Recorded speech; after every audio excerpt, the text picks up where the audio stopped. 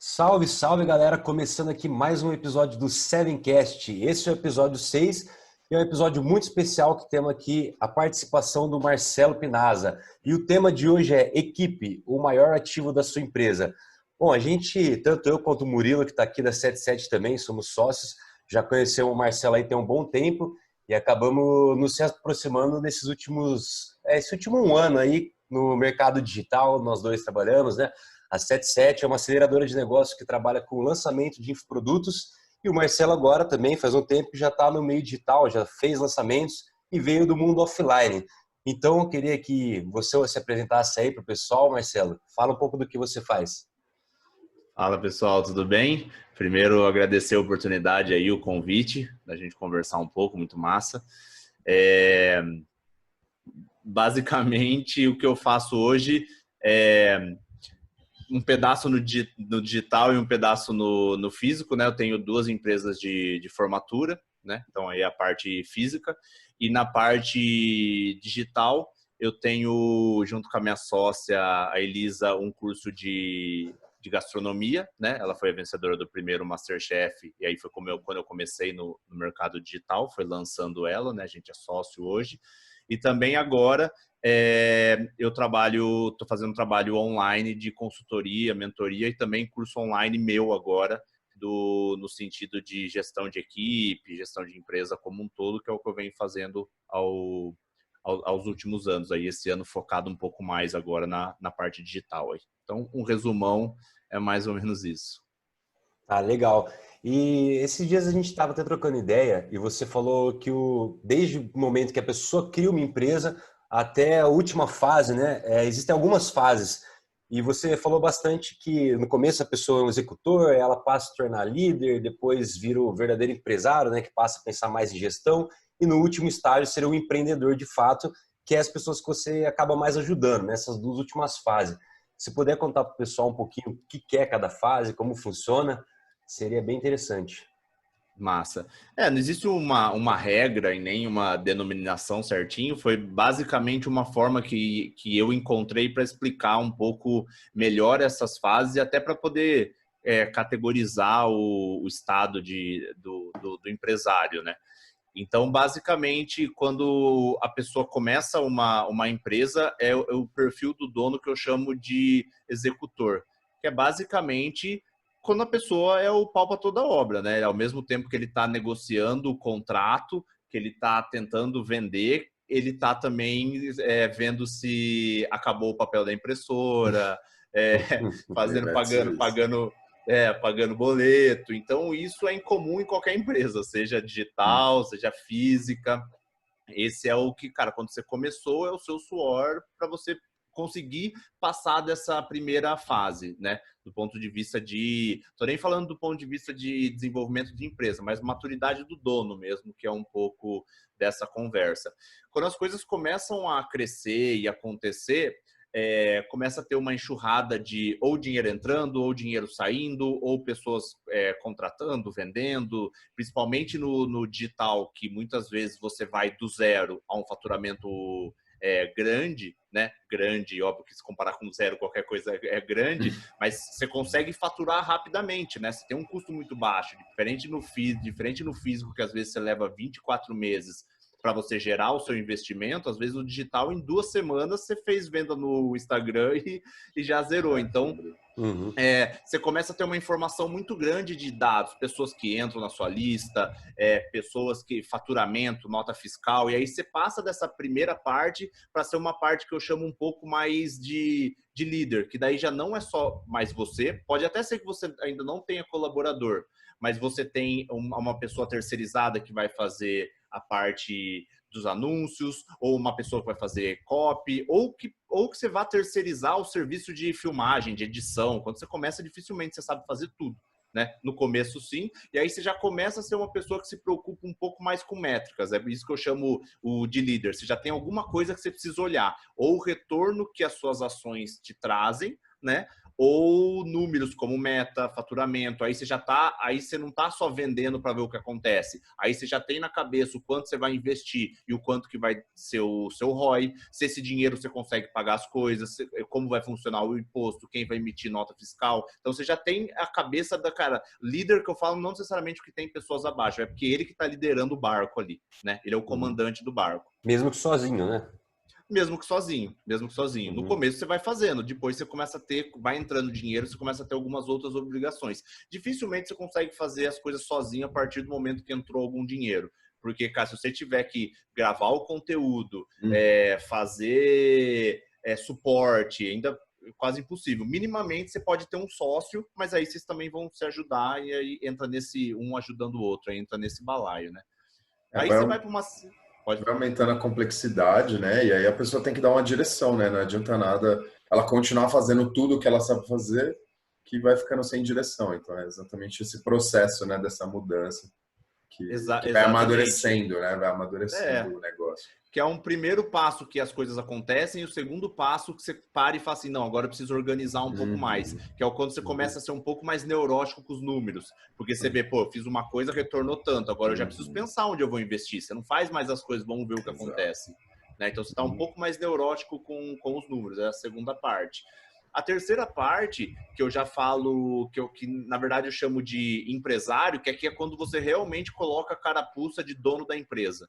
Então, agora, eu tenho funcionários, eu tenho pessoas que trabalham para mim, eu tenho um dever social, porque eu preciso pagar salário, eu já penso na empresa não só agora, mas no como eu vou ter caixa lá na frente, eu já penso em contratação, eu já penso nesse tipo de coisa, aquele momento que você dá um passo na sua liderança e você começa realmente a ver as coisas como um time e como uma empresa. Porque até então, você executou, depois você só estava organizando a casa, agora você já se vê mesmo como um empresário, né? Como dono da empresa. Então, nesse momento, você é o auge do seu trabalho. É aquela hora que, óbvio que no começo também, mas o auge do trabalho no sentido, cara, quando você vê, tem 5, 6 pessoas trabalhando para você, cada um fazendo uma coisa, uma pessoa resolve sair ou você desliga alguém, você tem que fazer o trabalho dessa pessoa e daí é um cliente insatisfeito que ninguém sabe resolver e precisa te chamar. Essa é a hora que e acontece tudo isso com você ainda tendo que ver a folha da impressora, porque essa aí ainda é uma responsabilidade. Essa aí fica até... Essa aí fica, né? Então tem os problemas vão escalando quando ninguém consegue resolver. Até chegar em você. Então, essa fase é a fase do empresário. As pessoas já dependem de você para fazer as coisas e você precisa tomar conta de um todo. E o último, né, a gente está passando super rápido, mas o último passo, que é o que eu chamo de empreendedor, por que empreendedor? Porque é o cara que consegue ter mais negócios. E aí, para você poder ter mais negócios, ou simplesmente você quer ter só mais tempo, você não quer ter mais negócio, mas você também não quer mais ficar naquela vida que você precisa trabalhar 16 horas por dia. E aí você tem um outro passo, porque aí não é só você, nesse do empresário, e aí o nome é meramente ilustrativo, você é o cara que depende de você para as coisas acontecer. Ao mesmo tempo que você é quem resolve as coisas, você é o gargalo da empresa. Se você ficar doente e ficar 3 meses fora, a empresa quebra. Porque você depende de tudo. Então, você não vai conseguir ter mais tempo livre e nem ter outras empresas. Porque se você sair dessa, ela quebra. E aí, você vai para esse último passo, que é o que eu chamei e ilustrei como empreendedor, que é onde você se preocupa com contratar pessoas boas, para você não ter o trabalho de ir no lugar dessas pessoas se elas saírem, e começar a formação de líder. Que é começar a colocar pessoas que vão tomar as decisões por você. E aí é um momento que, no primeiro ponto, você só pensava em venda, executar. No segundo, você estava organizando os números. No terceiro, você estava organizando a casa, organizando o time, criando processo, contratando pessoas. Nessa última fase, você já está pensando em funil de contratação, você está pensando em cultura, você está pensando em treinamento de liderança, que você não pensava antes. É o momento que você está criando pessoas para assumir o seu lugar. E não no seu lugar de tipo, você vai sair da empresa, mas para você poder pensar no que sua empresa vai ser para frente. E aí você tem mais tempo ou para ver o crescimento, ou para ter outros negócios, ou, sei lá, fazer o que você quiser, né? Você está liberando tempo com as pessoas trabalhando melhor. Então, é basicamente essas 4 etapas de um dono de uma empresa. E essa parte até de contratação, né? Ela tem que ser alinhada com a parte de cultura, de missão, visão, valores, porque você tem que trazer as pessoas que vão querer ficar na sua empresa não só pelo dinheiro, né? Porque eu vejo muitas pessoas falam, cara, eu tenho um problema com o funcionário, eu tenho que aumentar o salário, mas aumenta R$ 500, a pessoa ainda não melhora. E, cara, não é o salário que segura alguém hoje em dia numa empresa, ainda mais numa empresa digital, né? Se você não tiver de acordo com o jeito de trabalhar, né? Muitas vezes a pessoa quer fazer home office, mas o trabalho não é, ou vice-versa. Ou até a cultura mesmo, que os líderes pensam, que as pessoas da empresa pensam, fica difícil reter um funcionário, né?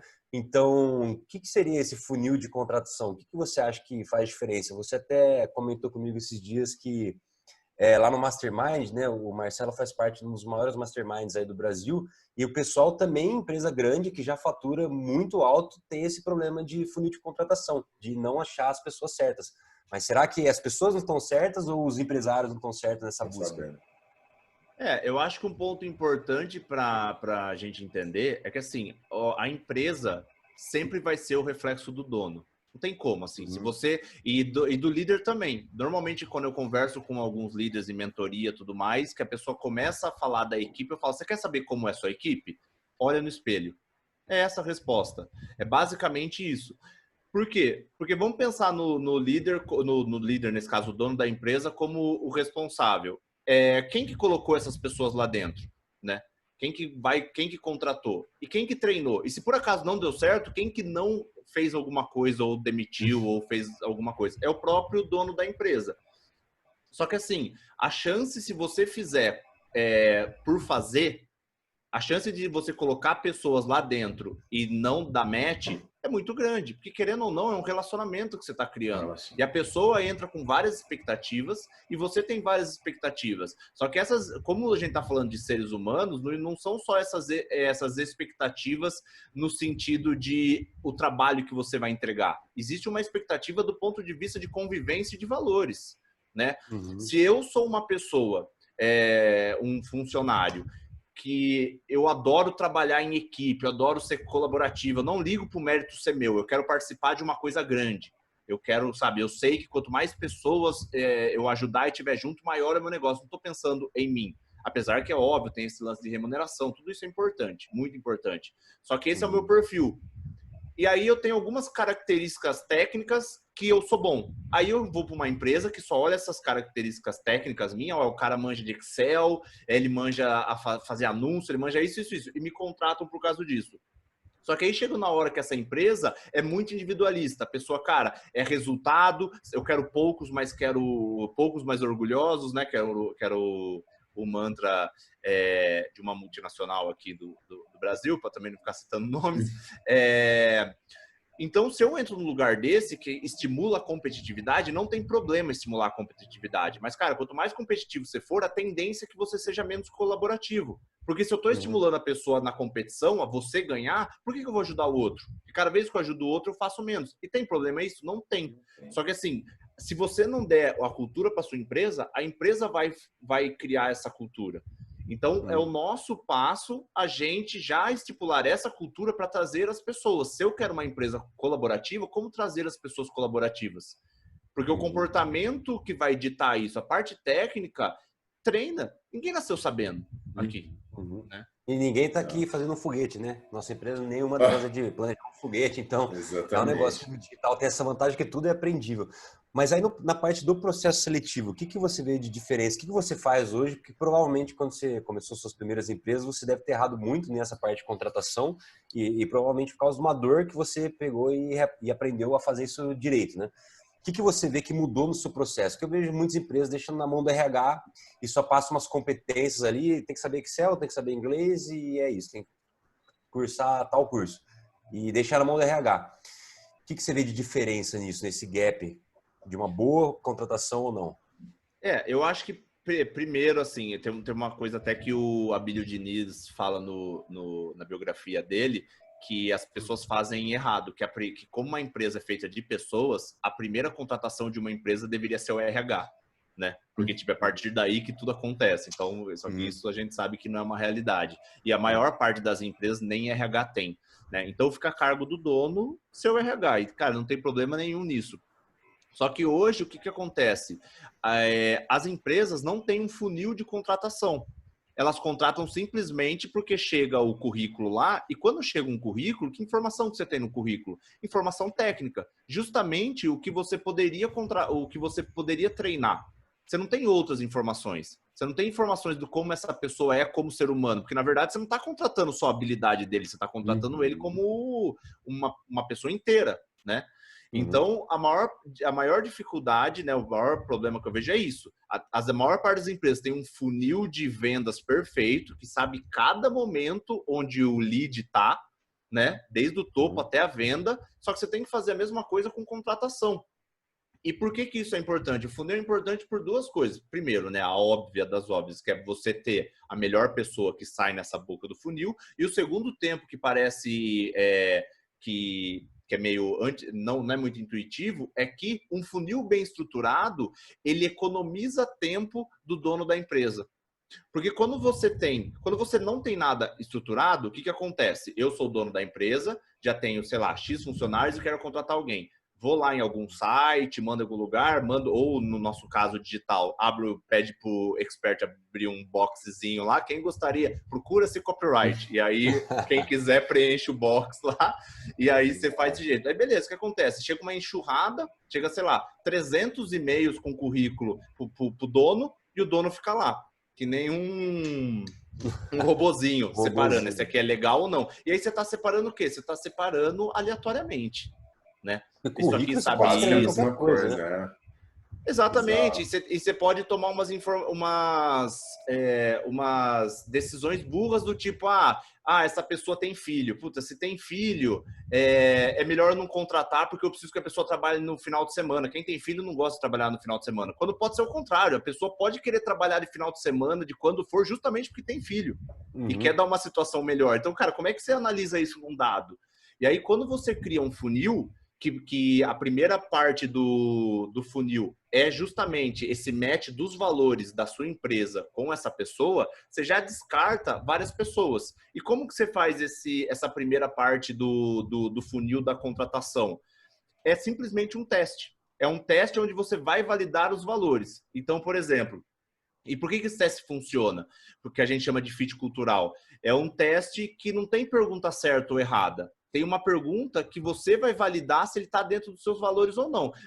Só para dar um exemplo, para não ficar muito subjetivo. Eu coloco uma pergunta lá. Amanhã você vai precisar, às 8 horas da manhã, fazer a apresentação para os diretores da empresa X. Né? Você ainda não terminou, né, de fazer. Qual que é a sua atitude? Você apresenta, mesmo que incompleto, né? Ou você chega atrasado para ter tudo completo? Cara, nota que não tem uma resposta certa ou errada, só que de um lado eu estou vendo se a pessoa é perfeccionista, porque às vezes, dependendo do que o cara for trabalhar, se for um financeiro, alguma coisa assim, talvez eu queira essa pessoa perfeccionista, e do outro lado eu estou vendo aquela pessoa feita melhor que perfeito. Entendeu? Cara, não importa, não consegui, mas vou fazer. Ou eu estou medindo como a pessoa é com horário, eu vejo isso com trabalho em equipe. E aí você faz todas essas perguntas dentro dos seus valores. Então, no exemplo da minha empresa, eu tenho 6 valores. Esses 6 valores se destrincharam em 22 perguntas. Então, eu tenho o quê? E daí a pergunta A, B, A, B, A, B. Todas são A, B. Então, aí eu sei o qual que eu julgo ser certa. Cada um responde o que quiser. As pessoas que tiverem 15 ou mais acertos, eu continuo o processo. As pessoas que têm menos que isso, eu nem continuo, entendeu? Porque não quer dizer que a pessoa não é boa, quer dizer que os valores dela não batem com a minha empresa. Ela vai ser feliz em outro lugar. Só que você concorda comigo que isso, em vez de eu, como dono da empresa, que tem a hora mais cara da empresa, eu não preciso fazer isso. Eu posso contratar um estagiário ou uma outra pessoa para pegar todos esses e-mails e, cara, eu nem vejo o currículo. O currículo eu vejo só na 5ª etapa do meu funil. Então, nesse momento, essa pessoa, né, que no caso aqui da minha empresa tem uma pessoa que faz isso, né, não é estagiário, é uma pessoa que cuida da parte burocrática, ela recebe todos os e-mails desses currículos, né, que vieram, né, por onde chegou, e dispara esse fit cultural. Aí pega o fit cultural, já vê a resposta, para quem não passou, manda uma resposta padrão, e para as outras pessoas eu continuo no funil, entendeu? Então, só aí 50% já sai. Mesmo que eu quisesse continuar do segundo funil, que não é o caso, eu já tenho 50% da demanda, entendeu? Então, a gente está trabalhando de uma forma mais inteligente. Então, apesar de ser um processo mais longo, eu, como dono da empresa, tenho menos trabalho. Entendeu? Aqui na 77, o Murilo, que está de responsável, a gente acabou de passar por um processo seletivo. Fala um pouco de como a gente fez aí, Murilo. Cara, então... Até nessas perguntas, né? Teve uma pergunta mais subjetiva. Eu cheguei a fazer perguntas relacionadas bastante com isso, assim, para entender cultural. Eu perguntava algumas coisas... Eu fiz entrevistas presenciais, né? Então, meu foco também foi essa, de fazer uns presenciais, que como é uma das primeiras pessoas que a gente estava contratando, eu queria conhecer ali, deixar a pessoa mais à vontade, assim. Eu percebi que eu fiz entrevistas online, e dá para deixar as pessoas à vontade, mas o presencial deixou muito mais. E aí também tinha algumas perguntas, tipo, cara, o que é saúde mental para você e como que você cuida disso? Para mim é muito importante saúde mental, muito. Então foi importante saber ali na hora também como que as pessoas pensavam disso, o que elas estavam procurando. Perguntei de coisas que elas queriam mudar no mundo, assim, que você tem uma lâmpadazinha mágica, o que você faria, o que você mudaria no mundo aí hoje em dia? Então eu acho que foi bem nesse sentido, procurando alinhar com a cultura que a gente tem, tanto pessoal, né, quanto da empresa, e levar isso para tentar selecionar. E foi engraçado que no final, as duas pessoas que mais se destacaram, assim, de umas 15 que eu entrevistei mais ou menos, foi dois caras com perfil parecido, assim, de escola pública, que fazia estatística e de escola pública que fazia estatística, né? Foi o perfil central, assim. E aí a gente chegou num deles aí agora e contratou. Mas foi bem interessante. Acho que outra pergunta era o que a pessoa queria, o que esperava com um mês de empresa, com um ano de empresa. Um mês, um ano, uma semana, o que ela esperava da empresa em uma semana, um mês e um ano, né? Então foi legal também que a gente teve bastante respostas padrões, assim, de tipo, uma semana, quero conhecer as pessoas da empresa e tentar entender um pouquinho melhor. Um mês já quero estar entendendo do marketing digital ali em algum ponto e já está tendo feedbacks, dando resultados. E em um ano, todo mundo quer fazer parte de alguma coisa, assim. Essa resposta foi bem legal, porque é sempre isso, as pessoas querem fazer parte de alguma coisa, né? Se você vê ela como um asset ali, que só está ali para tapar os buracos ali seu, cara, não vai fazer muito sentido, né? Então... Até porque a retenção pode ser até nisso, né? A pessoa começa a sentir parte de alguma coisa, aquela cultura meio que de certa forma fascina ela e comunica Exatamente. com ela, é o que faz ela evoluir. Agora, já para a pessoa que está dentro, a gente já conversou disso também, eu queria que você falasse um pouco o que você acha de plano de carreira, que eu sei que você fala de gamificação e qual que é essa mudança.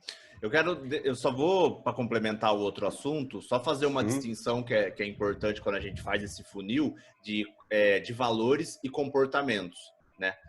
Toda empresa tem um conjunto de valores que isso vai num código de cultura, ele faz parte da cultura, junto com visão, missão e mais uma porrada de coisa, né? A maior parte das pessoas acha que cultura é missão, visão e valores, mas, cara, tem pelo menos uns 20 itens nessa cultura. Caramba. Desde até indicadores entram, mas como a gente vive as coisas aqui, como não vive, diferenciais competitivos, energia, cara, tem muita coisa, né? É por isso que se faz um manual chamado Código de Cultura, onde está tudo isso lá dentro. Tem história da empresa, tudo isso, tudo que é o DNA da pessoa está dentro disso. E aí a gente faz essa primeira parte desse funil, que são os valores, que é estritamente os valores da empresa. Beleza. Aí passando essa parte, eu gosto de mandar dependendo do cargo, alguma coisa para o cara responder. Ou fazer uma redação, ou se for atendimento, ou se for comercial, atendimento ao cliente, fazer um vídeo. Porque pelo menos, e falar assim, cara, por que você deve trabalhar aqui? Para pelo menos o cara pesquisar, responder. Depois disso, e aí também não sou eu que faço. Essa pessoa que trabalha para mim, ela liga, né, ela tem um roteiro e conversa com essa pessoa para pelo menos falar, você tem ciência do que é o cargo e qual que é e dentro da perspectiva de valor, porque eu já fiz muita conversa que fazia 30 entrevistas e depois a pessoa não batia por causa do salário. Então já deixo alinhado que a pessoa já passou nessas duas partes, que ela sabe o que precisa, né, para trabalhar, que ela entendeu e que bateu a remuneração. Aí depois disso que eu entro na parte do currículo, porque aí eu quero ver a parte técnica antes de chamar ela para entrevista. E aí, quando a pessoa já tem a parte técnica, já tem tudo, aí eu chamo para entrevista. A entrevista é com o sócio, né? Aí o sócio participa sempre dessa parte. Mesmo com empresa muito grande, o sócio tem que participar. E aí é nesse momento da entrevista que eu vejo a parte de comportamento, que eu também faço essas perguntas. Por quê? Porque a parte de valor da cultura da empresa, todo mundo que trabalha tem que ter os mesmos valores. Por isso que a gente chama de valores inegociáveis. Não tem como negociar, entendeu? Se o meu valor importante é, sei lá, melhoria contínua, cara, quem não fizer um plano de ação na empresa não consegue ficar aqui, porque aqui a gente respira isso porque eu respiro isso, entendeu? Então, ponto. E aí, na parte de comportamento, que tem sempre a parte técnica e comportamento, a gente vê na entrevista. A parte técnica você consegue ver com portfólio, com várias coisas, né? E a parte comportamental você também faz com perguntas. Se você quer com dinâmica, você quer saber se a pessoa é organizada ou não, se você quer saber que a pessoa é proativa ou não, se a pessoa tem senso de dono ou não. Aí você faz essas perguntas para ver o comportamento. Mas para cada cargo, você quer um comportamento diferente. Então, às vezes, cara, essa pessoa vai ser o suporte. O que você pode fazer? Você pode pegar um caso real de um suporte que foi difícil com um cliente, né, de alguém do curso, e falar, cara, como você resolveria isso? E deixar essa pessoa falar. E aí você faz isso. E aí, depois disso, que você faz a contratação, tá? Então, só para, dividir no que essa diferença, só para, conceitualmente, comportamento, para cada cargo, você espera um comportamento. Você não espera de um vendedor a mesma coisa que um financeiro. Agora, do ponto de vista de valores, é todo mundo igual. Por isso que o valor está lá é o primeiro e o comportamento já é lá embaixo. Comportamento é mais fácil você medir com dinâmica, com entrevista, com esse tipo de conversa que você falou. E só para você repetir a pergunta aí, porque já falei outra coisa. Não, foi bom, complementou bem. Eu perguntei a diferença de fazer um plano de carreira ou qual é a outra alternativa ao plano de carreira? E se plano de carreira é o melhor caminho ou não? Como que funciona isso? Ixi, aí é polêmico. Polêmico. É polêmico porque eu não gosta acredito... de polêmica aqui. Eu não acredito muito em plano de carreira, né? Eu não... Por muitos motivos, né? Mas, e aí, cara, quem acredita, acho que assim, é uma opinião pessoal. Primeiro ponto do plano de carreira. Quando você fala de um plano de carreira, você automaticamente está colocando as pessoas todas que entram para você numa caixa. Então, você está colocando o quê? Se você tem, por exemplo, 6 copyrights, né, na empresa, você está colocando que as 6 pessoas vão querer ter um plano de carreira muito parecido. Porque quando você fala em plano de carreira, o que é um plano de carreira? A não ser que essa pessoa entrou e cada um tem um plano de carreira diferente, aí eu acho legal, pode funcionar, tipo, cada um mesmo no mesmo cargo, o que eu acho que eu nunca vi acontecer. Se você entra, por exemplo, vamos supor que tem copyright júnior, pleno e sênior, que é normalmente o que entra na carteira num CLT.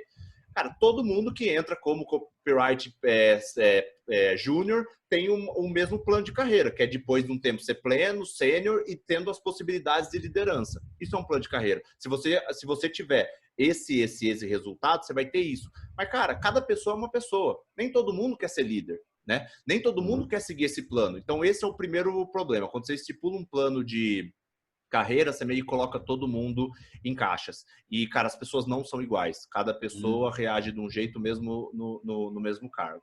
E o segundo ponto é que quando você fala em plano de carreira, você já coloca na cabeça da pessoa um crescimento de forma hierárquica e não um desenvolvimento pessoal.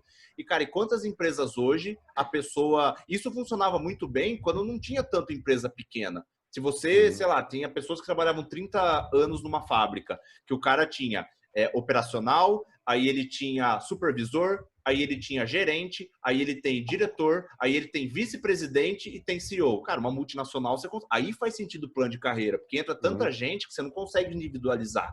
E você tem uma hierarquia enorme. Agora, numa empresa, por exemplo, no caso da minha empresa, tem 15 colaboradores. Desses 15, tem 3 que são líderes, né? 2 hoje que são líderes e tem os sócios. Cara, depois disso, o cara é líder. Esses líderes não vão sair de lá. É sócio, não tem o que fazer. Entendeu? Então, como que você vai fazer esse plano de carreira funcionar? Eu não acredito nisso.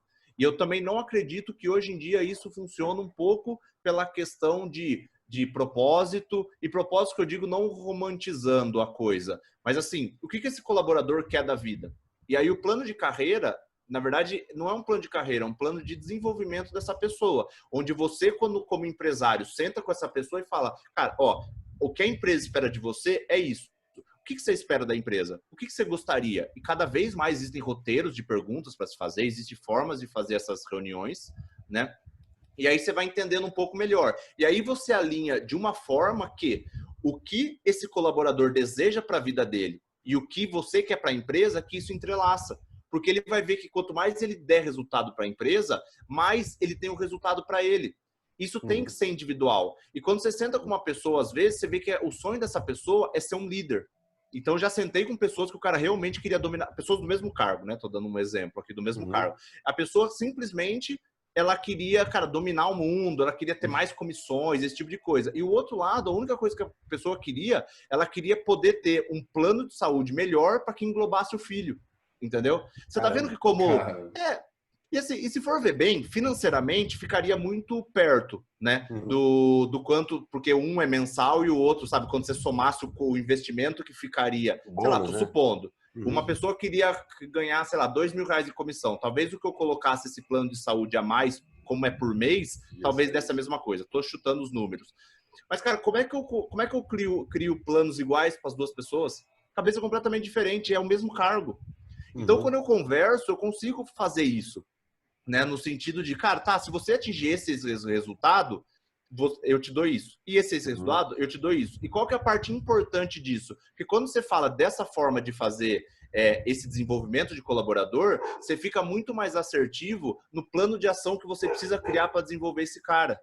Porque as habilidades que essa pessoa tem, que essa pessoa tem, são diferentes. Se uma pessoa quer ser líder, ou quer gerenciar uma equipe, ou quer vender mais, você vai treinar ela para determinada coisa. Se essa pessoa não necessariamente quer ter uma equipe, mas quer fazer outra coisa, você vai treinar essa pessoa para outra coisa. E quando você entende a pessoa como um ser humano, um 360, assim, você começa a entender que você pode brincar com essa pessoa, né? Brincar com essa pessoa em cargos.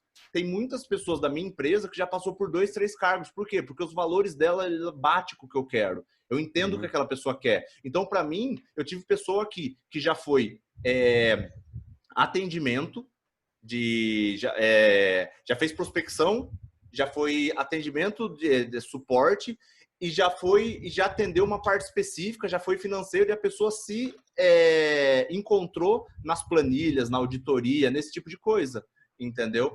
Então, tipo, cara, do atendimento, que é 100% pessoas, para outro, é muito diferente. E essa pessoa apanhou muito do atendimento. Tipo, já tive pessoas me falando, cara, eu não quero que essa pessoa me dê suporte mais. Então, qualquer um desligaria. Cara, mas assim, de caótico mesmo, sabe? Só que assim, a gente entendia que, cara, aquela pessoa não sabia lidar com essa situação. Aí eu fiz um plano para desenvolver essa pessoa, tanto do ponto de vista de produtividade e organização, que era uma pessoa desorganizada. E aí isso dava problema, então resolveu isso, mas mesmo assim faltava um pouco da inteligência emocional. E a gente foi tratando isso. Até a hora que outro cargo parecia mais interessante, e, cara, essa pessoa se encontrou a ponto de ser disputada por outras pessoas, entendeu? Então, olha, uma pessoa que ia ser desligada acabou sendo, tipo, uma pessoa referência dentro de uma mesma empresa. Sim. Tá vendo como é diferente? É muito esse negócio de caixinha, né, que você falou. Eu acho que no mundo que a gente tem hoje sempre teve aquelas lideranças hierárquicas e aí os caras colocam todo mundo em caixinha e beleza, foi assim que funcionou até hoje, né? Mas cada vez mais tá sendo um movimento diferente, né? Ninguém quer estar mais numa caixinha, todo mundo quer mostrar que eu sou eu mesmo e essa personalização das coisas que realmente faz o ser humano aí além, né, cara? É que é mais fácil, né? É muito mais fácil, não? Com certeza. Mais fácil porque você vem nesse esquema de revolução industrial, sabe? Que, tipo, é todo exatamente. mundo igual. Então, o que é mais igual. fácil? Você tirar um tempo do seu dia para sentar e conhecer a pessoa, a ponto de você chegar um dia depois e falar assim, você não vai perguntar se o cara bateu a meta ou não, você vai perguntar como foi o jogo do filho dele, entendeu? Porque você sabe disso. E aí essa pessoa, você tem uma pessoa que você pode contar. Só que o que? É mais fácil você fazer isso, conhecer a pessoa ou simplesmente colocar num plano de carreira que é uma esteira e que, ó, se você bater a meta, quando você vender 10 mil, você vem para cá. Aí você vende 50, você vem para cá. Aí você vende 100, você vem para cá. E aí o que acontece? Se o cara tem esse desenvolvimento dele num plano de carreira, o que acontece? Ah, você tem seu plano certinho. E daí eu falo assim, ó, você pode dar uma ajuda pro Breno? Cara, por que você vai ajudar o Breno se você já tem escrito o que você precisa saber para ser reconhecido ou mais remunerado? Você vai ajudar ele por quê? Não tem sentido. Você já tem o seu roteiro, entendeu?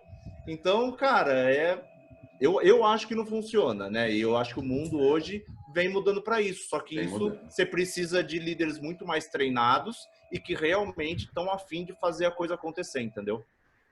Tem algum nome que você indica das pessoas que você aprendeu isso? É brasileiro? É gringo? Cara, tem bastante gente que fala nesse sentido, mas das pessoas que falam mais nesse approach um pouco mais humano, que eu falo para as pessoas lerem e seguirem, com certeza é o Simon Sinek, que fez o Círculo de Ouro, tudo mais. Só que depois ele foi, o livro dele, Líderes se Servem por Último. Cara, não é um livro muito gostoso de ler, mas ele faz desde do começo da evolução, dos hormônios, o por que a gente tem que criar um clima seguro. Inclusive, o primeiro vídeo do meu YouTube, eu falo o que eu julgo ser o jeito certo de liderar, que eu falo sobre hormônio e desenvolvimento humano. É o primeiro vídeo do meu YouTube. Acho que chama O Jeito Certo de Liderar, um negócio assim. E ele também agora traduziu para o português, que é o Infinity Game, né? Acho que deve ter traduzido para jogo infinito, não sei. Que ele fala um pouco disso, cara, como você tem que lidar com as pessoas, a importância de ter uma causa, das pessoas aderirem a essa causa para a coisa evoluir. Então, ele é uma das pessoas que mais falam disso. E aí tem outros livros que falam sobre pessoas, engajamento e colaboração, que dá para ir nesse sentido. Tem uma porrada que dá para fazer um podcast só de livro, porque é um assunto, engajamento e colaboração é um assunto que eu gosto bastante. Legal. E em breve também o Marcelo está lançando um curso, ele vai trabalhar exatamente esses pontos. Então, quem tiver interesse, segue ele aí. A gente vai deixar os links no comentário, na descrição do YouTube, quem está no Spotify também. Agora a gente está chegando no final e eu gosto de fazer 3 perguntas aqui para quando a gente tem convidados. Então, eu queria ver as suas respostas. Se fosse para você voltar um ano atrás, qual conselho você daria para você mesmo? Um ano atrás? Um ano atrás. Nossa, eu tinha essa resposta se você pedisse 15 anos atrás, né? Tipo, o Marcelo mais novo, mas um ano é um pouco mais difícil. Eu acho que cara, um ano eu acho que acreditar um pouco mais que de sair um pouco desse status quo, sabe? Nisso que eu falei. Eu sempre acreditei muito nesse negócio de pessoas, mas as empresas grandes e literaturas sempre meio que mostram um sentido mais, cara, lucro, desempenho. E isso é importante, mas tem que saber dosar, sabe? Esse modelo não funciona mais. Eu acho que eu lutei muito nesse do tipo, cara, é meta, eu também sou engenheiro, sabe? Eu fiquei muito nesse até virar essa chave do tipo, cara, não é o resultado, é o caminho. E esse caminho depende de um plano de ação e depende de pessoas. Não adianta, e eu foquei muito no plano de ação e de resultado e não foquei tanto em pessoas, sabe? Então, acho que era isso, assim, do tipo, cara, é pessoa mesmo e o que você tá pensando tá certo. Boa. Então, eu perguntei um ano, a segunda pergunta é 10 anos. Você queria responder para a gente ver essa diferença, esse gap de conselhos de Marcelinho para Marcelão. Vai. Cara, eu acho que é se importar menos com o que os outros falam, sabe? Com certeza, assim, tipo, boa. Cara, a família sempre te apoia, tipo, sempre quer seu bem, mas a forma deles quererem seu bem pode ser muito doloroso, assim, porque eu fiz uma faculdade conhecida, uma faculdade pública, difícil de entrar, e eu não fui para uma área digital no começo, eu fui trabalhar com eventos, e cara, e tipo, você vira do engenheiro pro fazedor de festa. Então, cara, já tinha jantar, e as pessoas sabiam que eu trabalhava com eventos, e tinha jantar em casa de família que minha avó chegava com revista, tipo, falando assim, engenharia civil, o curso os salários mais bem pagos, sabe? Tipo, era assim.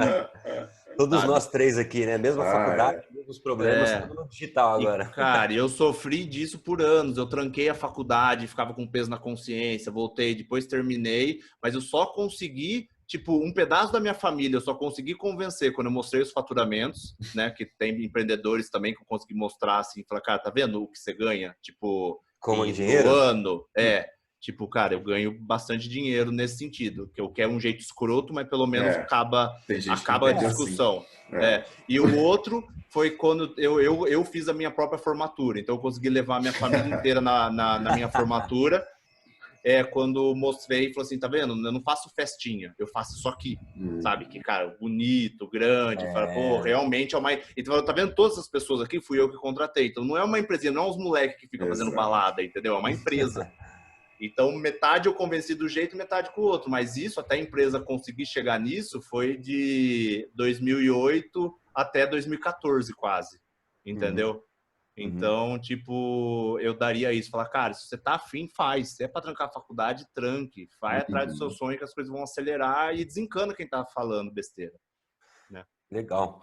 2 conselhos para o Marcelo. E a última pergunta, se você tivesse um dispositivo que você pudesse mandar uma mensagem instantânea para todos os empreendedores, qual seria o conselho para quem está empreendendo ou pensando em empreender?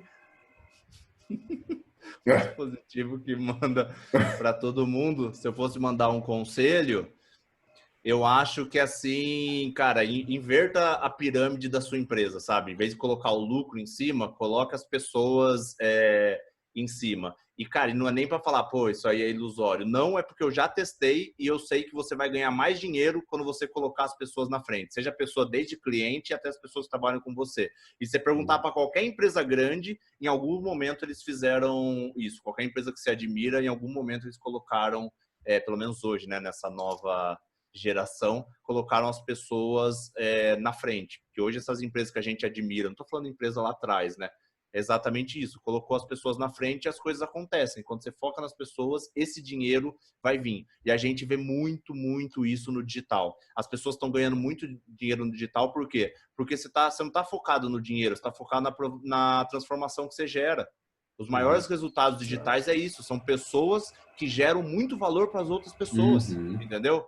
É isso. Por que passou 10 anos, 7 anos e o Érico Rocha cada vez vende mais? Porque, cara, é a quantidade de valor que ele gera.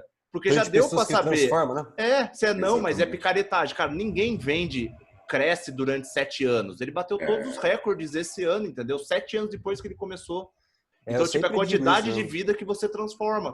Quando focou em pessoas, independente se é interno ou externo, as coisas aconteceram. Então é isso, cara. Não começa pensando na startup que vai te dar muito dinheiro. A startup te dá muito dinheiro quando você foca na dor que ela resolve. Isso vale para qualquer coisa. Isso é empreender. Exatamente. Resolver problemas. Bom, chegamos ao fim, então. Eu gostaria de agradecer muito a sua presença, a presença do Murilo também. E aí, quem estiver no YouTube já sabe, aí se inscreva no canal, deixa um comentário, qualquer dúvida a gente responde, passa para o Marcelo. Segue ele nas redes sociais. Como que é seu Instagram, Marcelo? Passa para a galera. Marcelo.Pinaza. Pinaza com 2 Z. É isso. E se você estiver no Spotify, Apple Music ou Google, manda para alguém da sua empresa, para os líderes, se você não for, se for, manda para o seu sócio. E é isso aí, te vemos na próxima. Obrigado, pessoal. Valeu. Falou, galera. Até mais.